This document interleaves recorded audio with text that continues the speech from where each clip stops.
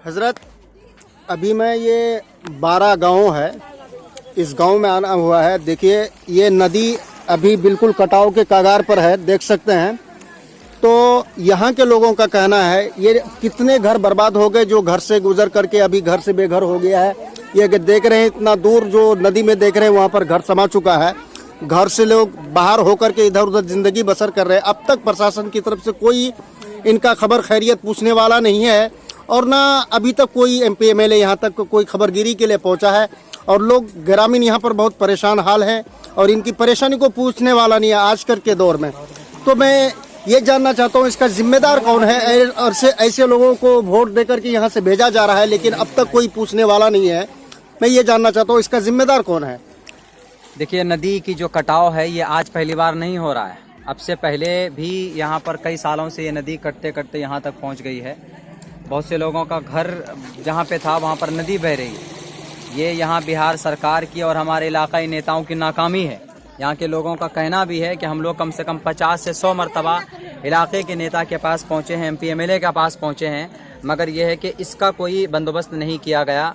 अगर शुरू के अंदर कुछ न कुछ सरकार के पास नीति होती है, इस तरह के बाढ़ से जो प्रभावित इलाका होता है, नदी कटाव से बचने के लिए गांव समाज के लोगों को, घर को, जानवरों को बचाने के लिए ऐसा कोई उपाय होता है। लेकिन यह है कि वो फंड आता है यहाँ हजम हो जाता है लोगों के पास। अभी देखिए कि ये कम से कम मेरे ख्याल से 15 से 20 फीट 2 दिन के अंदर कट चुका है। ना तो NDRF की कोई टीम है। 50 फीट अभी ये 2 दिन के अंदर कट चुका है। ये गांव 12 गांव है जो कि 8 विधानसभा जिला अररिया के अंदर पड़ता है, वार्ड नंबर 2 के अंदर। मुस्तकिल ये कटाव अब भी जारी है, पानी पूरी रफ्तार में है, मगर यह है कि अभी तक NDRF की टीम की तरफ से, प्रशासन की तरफ से कोई भी इनके बचाव के लिए कोई राहत का काम नहीं किया गया है।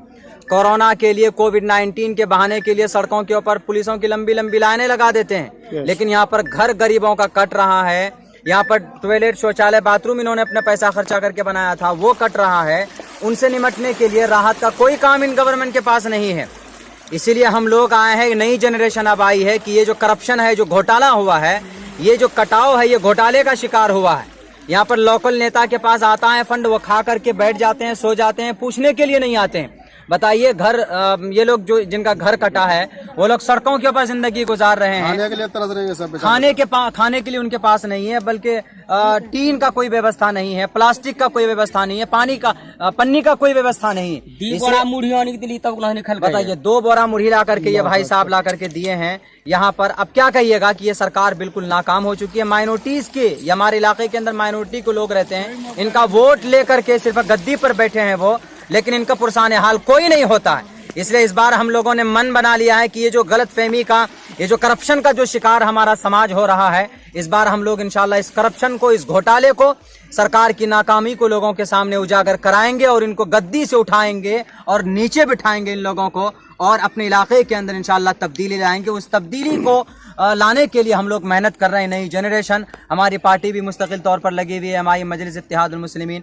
अल्हम्दुलिल्लाह लोग जुड़ भी रहे हैं, और जहां जहां पर भी ये नदी कटाव का काम है वहां पर हमारे लोग लगे हुए हैं। आज भी हमने, बल्कि जो कि हाट के अंदर, यहाँ थाने के अंदर भी हमने ये एप्लीकेशन दायर किया है कि सर जहां पर नदी कट रहा है वहां पर आप लोगों के पास कोई टीम पहुंची है? अगर कोई घर गिर जाए तो उनके परिवार को कौन देखभाल करेगा? कोविड-19 के लिए आप तो पूरी एकदम कई गाड़ियां आप लगा देते हैं चेक पोस्ट के अंदर में चालान काटने के लिए, लेकिन जब घर कटता है गरीब का तो एक भी आदमी आपका टीम का आदमी नहीं होता। पुल टूट जाता है, आदमी दब करके मर जाता है।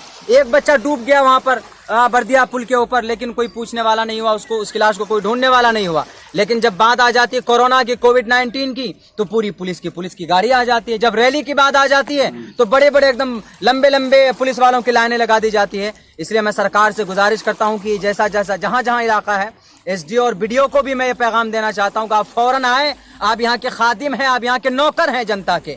आप इनकी पुरसाने हाल, इनकी खबर लीजिए। जो जिस चीज़ों की ज़रूरत है आपके पास अवेलेबल होता है, सरकार की तरफ से फंडिंग होती है, आप इन लोगों तक पहुँचाने का काम करें। बाकी जहाँ तक हो सकेगा, देखिए हम लोग एप्लीकेशन भी हम लोगों ने दिया है, और जहां तक हो सकेगा इंशाल्लाह हम लोग ब्लॉक के अंदर भी जाएंगे। बल्कि अब चुप मत रहिए आप लोग, अगर ऐसा स्थिति है तो जाके सड़कें जाम कीजिए, ब्लॉक के ऑफिस में जाकर, ब्लॉक में जाकर के बैठ जाइए कि भाई हमारा गांव टूट रहा है, कट रहा है। आप लोग यहाँ पर चैन की नींद सो रहे हैं। इंशाल्लाह मजलिस आप लोगों के साथ है, हम आप लोगों के साथ हैं। जब भी जो काम होगा राहत रसानी का, इंशाल्लाह हम लोग तैयार होंगे और उन लोगों से अपना हक हुकूक लेकर के रहेंगे इंशाल्लाह। कुछ लोग हैं, मैं पूछना चाहूँगा, क्या अब तक आपको कोई पूछने वाला आया है अब तक कि आपके हालात से वाकफियत हासिल करने के लिए कि आप किस हाल में हैं? एक बार विधायक जी आए आप भी बात की कल की उमने कड़ा फोन तुन चाहिए तीन लगे आ गए बस वो चल गई वो डायलॉग मारी गए। अच्छा, और कुछ लोग हैं, आपसे मैं जानना चाहूँगा रब्बानी भाई, यहाँ के आप रहने वाले हैं, इस गांव का आप मग़ज़ हैं और यहाँ के आप हालात से वाकिफ हैं। मैं जानना चाहता हूँ कि आपके कितने घर बर्बाद हो गए, जो बेघर हो गए और अब तक उनका कोई पुरसाने हाल नहीं है? पहली बात आपको बता देते हैं 2014 में जी जी यहाँ पे मेरा घर समा गया था। अच्छा मकान था यहाँ पर। जी जी जी, मस्जिद से आगे। मस्जिद से आगे जी, मस्जिद देख सकते हैं सर, मस्जिद से आगे तकरीबन 100 मीटर आगे जी। तो 5 साल लेकर के हम यहाँ पंचायत घर में रहते हैं, लेकिन आज तक कोई खबर लेने वाला नहीं हुआ।